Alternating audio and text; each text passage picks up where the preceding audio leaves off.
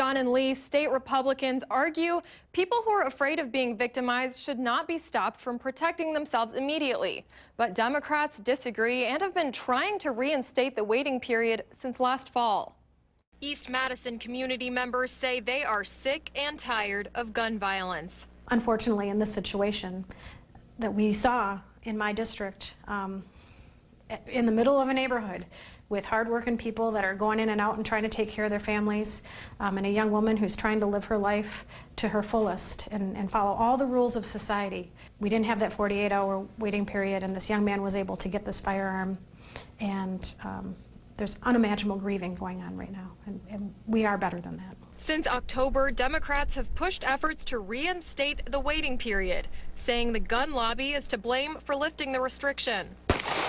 We need to have common sense gun legislation. Obviously, I've been a hunter all of my life, but who needs to buy a weapon immediately? It's just unheard of. It's common sense legislation like this that we need to promote. Those in favor of the wait period say it gives potentially suicidal people 48 hours to reflect. Madison police, who could have lost an officer as a result of O'Crowley's actions, stand on both sides of the debate. I think it makes some degree of intuitive sense. If somebody's that angry and they don't have a weapon and they want to go out and acquire one.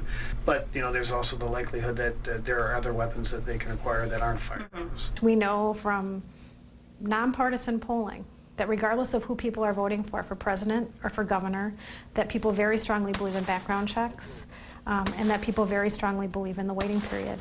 But state Republicans argue that the waiting period would not stop shootings and that the root of the problem is with illegal guns and mental health issues.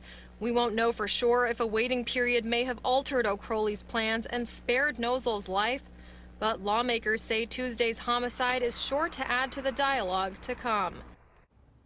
Even though Democrats have introduced a bill to reinstate the 48-hour waiting period, lawmakers say it will take a while before it's up for debate.